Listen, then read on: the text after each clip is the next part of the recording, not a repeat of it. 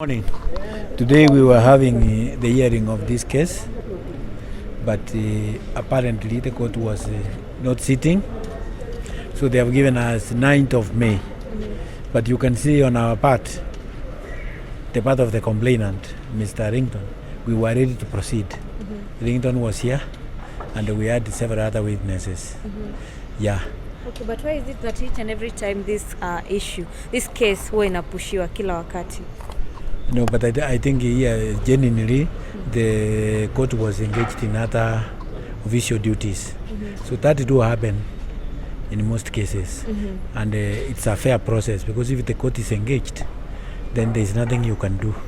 And this is something that could have come after we had taken the date. So the court could never have contemplated that this could be the scenario.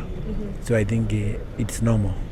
Yeah. Okay. Yes. Ringtone, what do you have to say about that? Mimi nasema tu mimi nimekufuata tu sheria, kwa sababu unajua wakati nilidhulumiwa na nilikosewa hadharani, so watu wengine walisema ni kipindi, ni uongo, so ni vizuri pia process kama hii kiendelea ndio watu wajue kwamba haikuwa mchezo, ilikuwa serious. Nilidhulumiwa, nikakuwa mgonjwa, hata niko na issues za kichwa mpaka wa leo, naendelea kuendelea through matibabu. So mimi naamini judicial ya Kenya itaweza kudeliver judgment ya ukweli. So ni hivyo. Mimi sina ubaya na mtu, nishasamea kwa moyo wangu. So lakini lazima tufuate sheria pia. Yes. Are you willing to settle the matter out of court? I think at the moment that is not in the picture at the moment, because first of all we want justice to be done and to be seen to be done, but we can't rule it out. The challenge we are having is the attitude of the other stakeholders.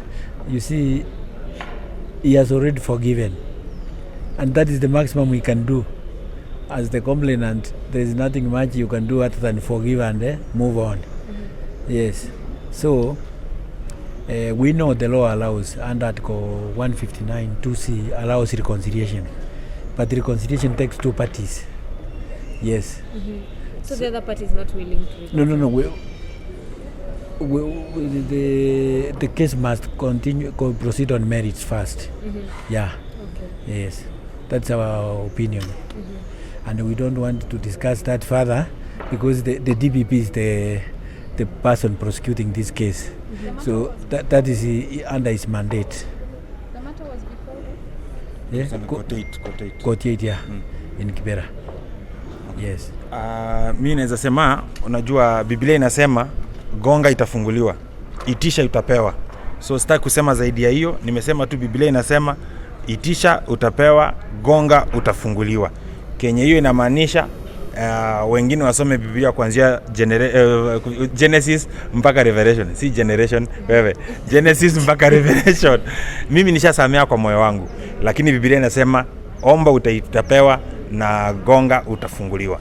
Yes.